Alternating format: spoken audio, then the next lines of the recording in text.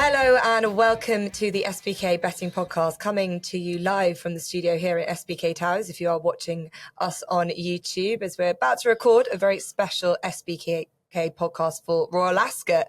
But before we get into the good stuff next week, we've got the small matter of Saturday's action and hoping that we can discover a few more winners to get us into a good frame of mind for Ascot. Tom Collins, Ross Miller, join me as always. And we don't exactly have the best of racing, I think a bit like last week, but we found quite a good little event at York, the listed stayers race to get our teeth into. And even though that we've only got 6 runners, I think there's a good feel to it indeed. So that race is at 3:00 at York on Saturday. And from a betting perspective, Relentless Voyager likely to be at the top of the betting off the back of his impressive success at Epsom when last seen. We've got Real Dream in there for the bang informed Sir Michael Stout team. Klondike, Chestpiece, Salt Bay and Divine Jewel make up the 6 of them.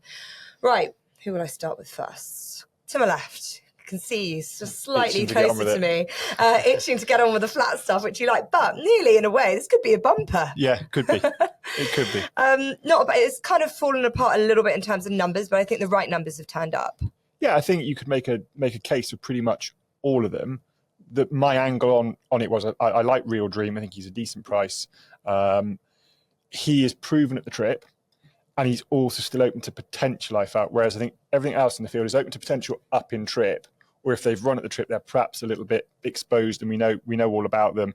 He was really impressive his first try over this trip at Ascot last year, travelled really well, stayed powerfully, then went to the Ebor, and I thought he had a bit of a chance in the Ebor, and he ran really badly, and they came up with no explanation, so he clearly disappointed, nothing came to light. I have to forgive him that. And then I thought his return run was pretty, his last run last season was pretty good, slowly away, in a race where everyone that showed up was racing prominently, finished to good effect under Ryan Moore. And I thought the return over an inadequate 1 mile 4 was perfectly good. And the one thing you absolutely know, and we've spoken about it, or I've spoken about it plenty this year, that I think horses are taking a run to come right. Well, Michael Stout's take a run to come right pretty much every year. The one thing you can guarantee is they're going to develop through the season. So I just thought he had very few negatives against him. You know he's going to stay. I still think he's open to improvement. He's quite lightly raced. He was a decent price. He'd do for me against horses that have got question marks over them. I thought watching that race back in Newmarket, Ryan Moore rode him like he was a stayer. He held him up and he was going to really see how far he could stretch him out. Yeah. And that was quite interesting, really. And obviously that they were trying to learn something for the rest of his season. Yeah, and perhaps try and, kind of what was said about, running horses over maximum trips all the time can make them a little bit slow. Trying to perhaps inject a bit of speed back into them and try and teach them to quicken a bit more rather than just grind it out. Michael Stout's not the numbers man he once was, but he clearly can still do the job. And I think they always need watching when you can see this sort of slow progression through. I think they're horses that you need to keep an eye on. Yeah, Real Dream for, as I said, the informed team is Michael Stout, who just striking that little bit of form. Now we go into Ascot week, and I think that's obviously important, positive TC, but he's beaten Relentless Voyager, which he did last time. Clearly lots going for him. But as Ross rightly said, there's a lot of potential improvers at this trip in this field. So you could sort of look around anywhere here. And it's interesting that Ryan Moore was on Real Dream the last time. Normally is associated to Michael Stout. Why is he not on him? Well, whenever we do these podcasts, I look at the declarations on around a Tuesday or Wednesday, and then and then wait for decks and then make the final decision.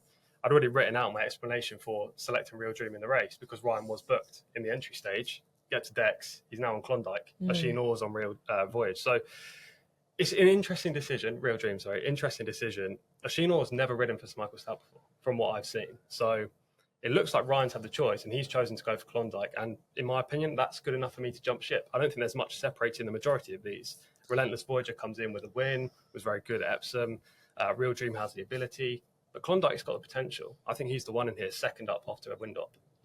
It does have a Magny and Tabor in the ownership group. So potentially that might be why he had no choice in the matter. But still, regardless of that, maybe he just needed that first run, and William Haggis's horses have clearly needed a bit of a stepping stone. Yeah, we've been waiting for Haggis's horses to just explode, haven't we? They've kind of had weekends where it looks like they're getting there or thereabouts, and then the next weekend they'll disappoint. And it's been a frustrating time. I think even Maureen said that in an interview on ITV a couple of weeks back. But Klondike ran pretty well, I thought, on the comeback. If horses need a run like Klondike probably did, then any kind of step forward and make him play here. Yeah, they really carefully manage their horses to the point where you get a little bit frustrated. You think, let these horses run. But okay, Klondike 9-2 with SBK, Real Dream 3-1. And SBK are offering, as they have done over the last few weeks, a 25% winnings boost on this race. So please keep an eye on the app and get involved with it, which we... On one side with Real Dream, I'm the same. I thought that his comeback run was a lot to like by it. I think he's going to have a good and profitable season over this kind of distance. I don't think Oshinor is doing a bad job indeed, and is a good alternative.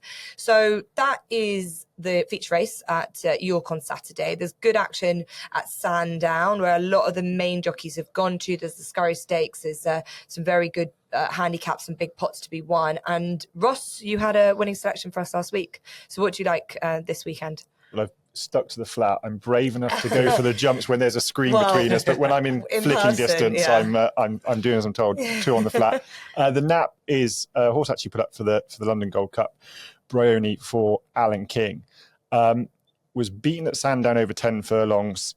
I felt was just a bit too keen. And I thought in the London Gold Cup, a stronger run race, more pace might help him settle. And actually it was the opposite. It just lit him up and he was way too free for the early stages and didn't see the trip out. I probably have to concede that 10 furlongs stretches him. Comes back a furlong in trip, down in grade, small field. Might just help him settle a bit. Jamie Spencer's ridden him now, so should know him. And I still can't shake those 2 runs at Kempston on the weather over 7 furlongs, finished runner-up and then winner. And the win, didn't win by a long way, but just went through the race so nicely and quickened up smartly, stayed powerfully. I'm sure he can stay further than 7. Try now 9 now, because 10 clearly didn't work. I just think this has got the sort of race set up that they found a nice little race for him. I think he's quite smart. So Bryony in the 130 at Sandown, I should say. Mm-hmm.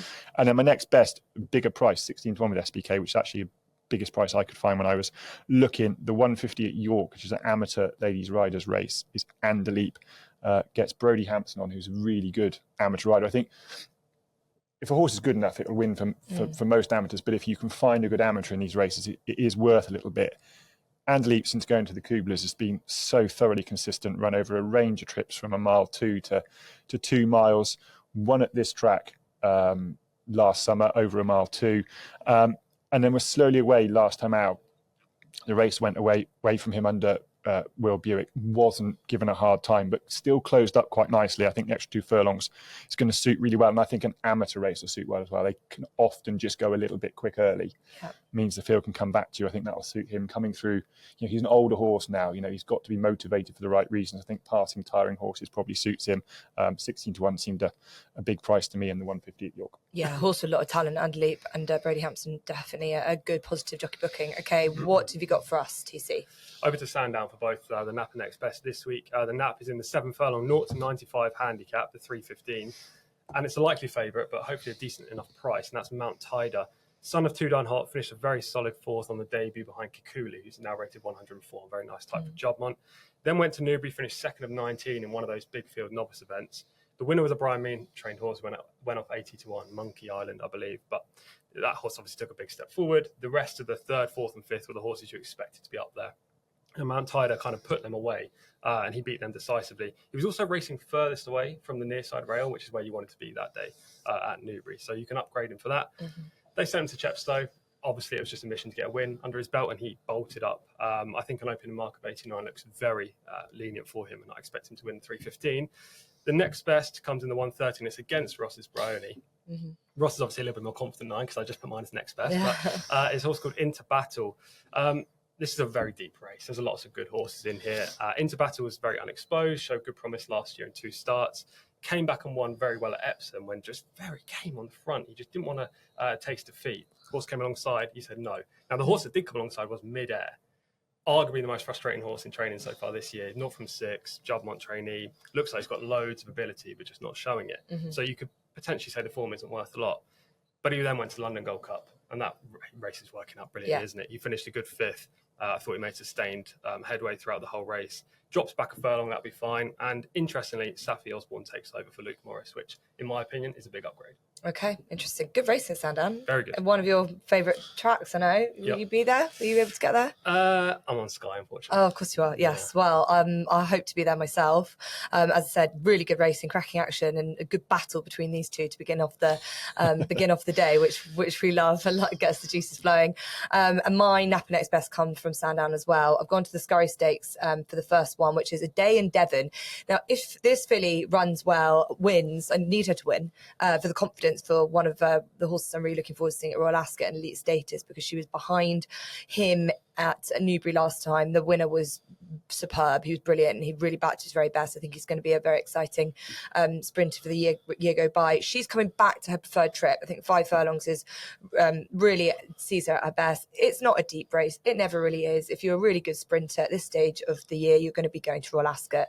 But I think for and having 3-year-old only 5 furlong races at a pattern level, they're very rare to find them. So a day in Devon, I think it would be a worthwhile to bypass Ascot for this race. I'm hoping that she can give the Millmans another good winner. They've had a pretty good season. So that's a day at Devon. And then I am going back one race to the 205. It's a 0 to 100 1 mile handicap. And I really fancied Dancing Magic at Epsom when he unshipped Ross Ryan and they couldn't run in the race, and that was an absolute nightmare. But I'm not going to side with him this time. I'm going to go with an old friend called Farazi Lane, who's back to a track that he's won at over course and distance. He's been in really good vein of form. He had one blip at Newmarket where he was just on out the wing and he just didn't get the cover that he wanted. I think the hot pace in this race will really suit him, and hopefully he'll be coming out late and fast under Kieran Schumacher, who won on him at Kempton at the beginning of April. So he'll be a nice double figure price for you. So that's Farazi Lane and a day in Devon for you to add to the Naps Next Best from the guys here. As I say, plenty of hope that we're going to fill our pockets for Royal Ascot, which is going to be our next podcast. So make sure you keep your ears and eyes open for the next one, because that's where the good stuff comes from. But before we let you go, we've got some very exciting news that we've been nominated for the Horse Racing Podcast, favourite horse racing podcast at the Smart Betting Club Awards.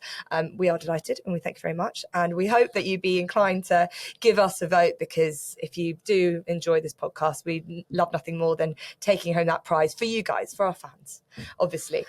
So hopefully that you'll be able to vote. That's on their Smart Betting Club Awards website. And then, as always, don't forget, all new SBK users get £30 in free bets when you sign up and you bet £10 for the first time. Also head to SBK for lots of other offers and promotions, as there's plenty to be found there. But best of luck for this weekend, and we'll see you for a very special podcast very soon.